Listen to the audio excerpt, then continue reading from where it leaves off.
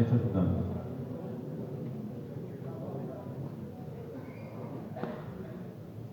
Ô pessoal, então, deixa eu contar um pouquinho para vocês como é que começou essa história do fórum. Lá em 2015, nós começamos 2015 e 2016, começaram as grandes detonadas internacionais que a gente conheceu muito aqui no Brasil. Foi quando em 2016 saiu aquele relatório falando do trabalho escravo aqui no Brasil, aquelas denúncias. Na realidade, aquele trabalho que saiu sobre o Brasil não foi o primeiro. Já tinham trabalhos sendo publicados a esse respeito, denegrindo imagens de países como Colômbia, como México, como uma série de outros. E nós, num grupo informal, a gente vinha discutindo muito a questão de como reverter essa imagem, né? Como reverter isso tudo.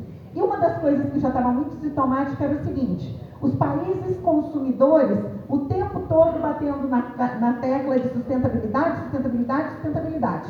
Só que eles queriam ouvir falar de quê? Sustentabilidade social e ambiental.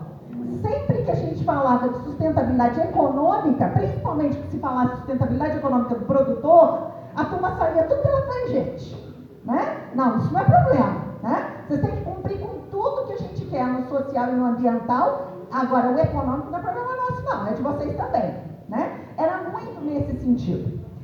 Em 2017, a Federação dos Cafeteiros da Colômbia ia celebrar 90 anos de existência, tá? E aí, o que eles decidiram? Que eles iriam, então, organizar um fórum, porque a gente chegou à conclusão de que não existia nenhum ambiente internacional cuja agenda, ambiente grande, evento grande, cuja agenda fosse organizada e liderada por países produtores de café.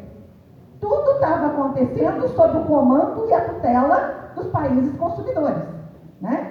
Então a gente decidiu fazer essa organização, fazer a reunião. Foi a principal celebração dos 90 anos da Federação. Aqui no Brasil, parceiros de primeira ordem da Federação para fazer o fórum lá foram Cochupé e BSCA. Depois vieram outros, como CNC e outras cooperativas e outras empresas brasileiras também. Mas a gente se juntou a eles para estar fazendo esse trabalho e montando toda essa agenda. Eu participei da agenda do primeiro fórum, que a gente trabalhou, então, 3 painéis também, como dessa vez, os números são mais ou menos iguais. Só que lá a gente falou do social, falou de mudança climática e falamos sobre o econômico.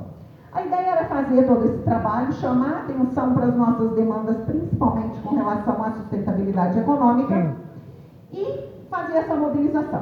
E realmente o fórum foi de uma mobilização estupenda. Nós temos diversas pessoas aqui que estavam em Medellín para o primeiro fórum. A gente conseguiu atrair muito a atenção da indústria, da exportação, das ONGs e da imprensa internacional para o fórum, né? Tivemos a presença de pessoas extremamente ilustres lá, tivemos 5 presidentes da República presentes no fórum, inclusive o ex-presidente dos Estados Unidos, Bill Clinton, com uma presença de pessoas, de 1.350 pessoas lá, e eu posso garantir para vocês que essa presença em massa não teve a ver com o Bill Clinton, porque só foi liberado 2 dias antes que ele estaria lá por questões de segurança, então o público não sabia da presença dele, né? E tudo isso fez com que a imprensa internacional já estava toda na Colômbia, independente do Bill Clinton estar lá. Então, a gente conseguiu chamar a atenção de todo mundo e a conclusão que nós chegamos lá no fórum, que foi? Não pode parar no primeiro. Nós conseguimos uma organização virtual, informal de todos os países produtores e nós temos que continuar. Naquele momento, no final do fórum, se decidiu que se formaria um comitê internacional de organização do fórum, né, que então, com alguns representantes, nós somos em 10, o grupo do Brasil que estava lá pediu que eu assumisse essa representatividade do Brasil, então eu sou a representante do Brasil nesse fórum, no Comitê Internacional do Fórum, e de pronto a gente então se ofereceu, como disse o José Marcos, era um desaforo a gente não ter feito o primeiro, a gente assumiu então a responsabilidade de fazer o segundo, né? Como disse o Evair, temos dimensão continental, com café hoje de Roraima ao Paraná. Dependendo das mudanças climáticas, daqui a um pouquinho a gente tem café até no Rio Grande do Sul, né? Então, a gente está tendo em novas variedades de pesquisa e tudo mais. Então, é muito difícil da gente estar se organizando, mas a gente precisa se organizar e se mobilizar enquanto país. O evento é para todos nós. E o que vai estar acontecendo lá? Esse Comitê Internacional do Fórum chegou à seguinte conclusão. Alguém precisa falar sobre a sustentabilidade econômica do setor. O setor é viável ou não é viável? Ele dá para existir ou não dá para existir? Dá para existir onde? Né? E a conclusão que a gente chegou é que a gente precisava de alguém isento para fazer esse trabalho. Né? Chegamos então ao nome do professor Jeff Sachs. Ele tem um Instituto de Investimento em Sustentabilidade da Universidade de Colômbia. Ele é o chefe, o líder desse grupo. E aí então chegou-se à conclusão de que o ideal era contratá-lo. Nós tomamos essa decisão enquanto comitê do fórum, né? Acabou que a maior parte da conta ficou para a Federação da Colômbia. O Brasil não entrou com um centavo sequer nessa contratação dele. E ele veio para o Brasil para mostrar essa posição isenta da cafeicultura. Quais são as prévias, Edinho, que nós já temos do trabalho dele? Tá? Que o mundo nasceu para os profissionais, para quem é eficiente. Tá?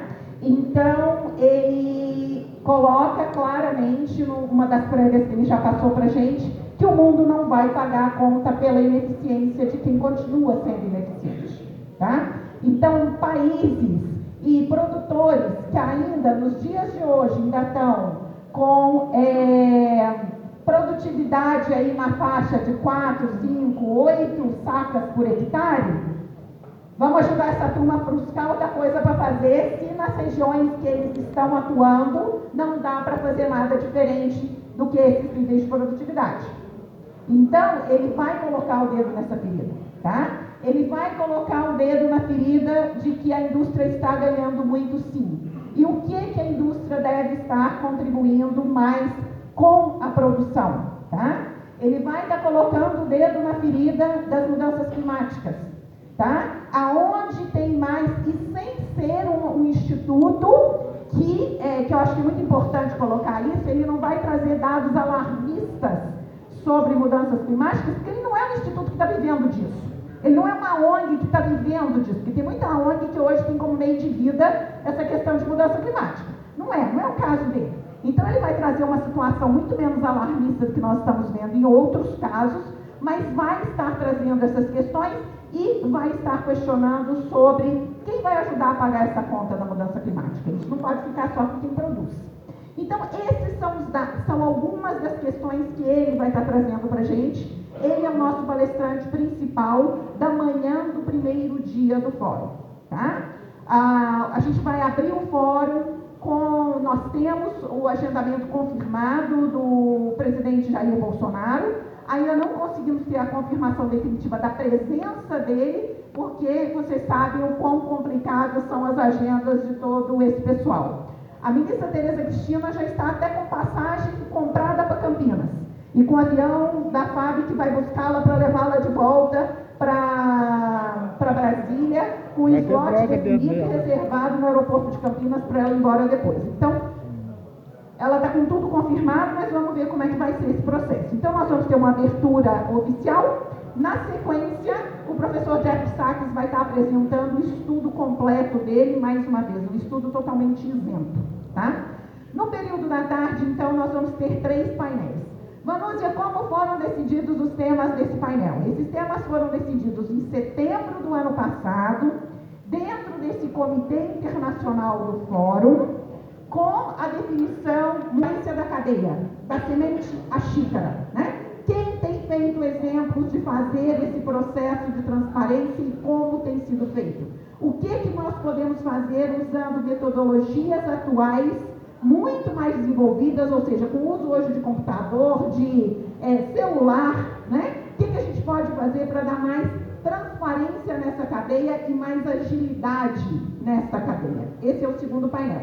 E o terceiro painel diz respeito a consumo, aumento de demanda. Aí nós vamos estar falando de exemplos como o Brasil, como a Indonésia, que tem um exemplo fantástico de algo que é mais ou menos uma bagunça organizada, digamos assim. Eles não têm uma associação, um projeto definido e estão aumentando o consumo assustadoramente. Onde será que isso pode ser replicado? Não sabemos, né? Então, eles vão estar falando sobre esses exemplos. Nós vamos ter uma consultora americana também falando sobre tendências de mercado, de consumo no mercado americano.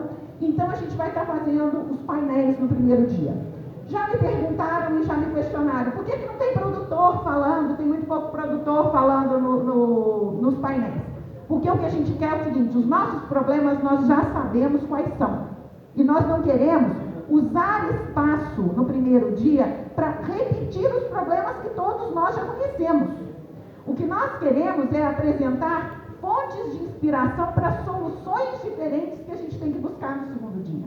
Tá? Então, esse é o nosso ponto. Por que a gente não tem mais brasileiro falando? Porque nós estamos organizando um fórum internacional. É o Fórum Mundial de Produtores de Café. Então, nós temos que dar a possibilidade para que todos se apresentem e apresentem as suas experiências de casos de sucesso. O nosso primeiro dia é muito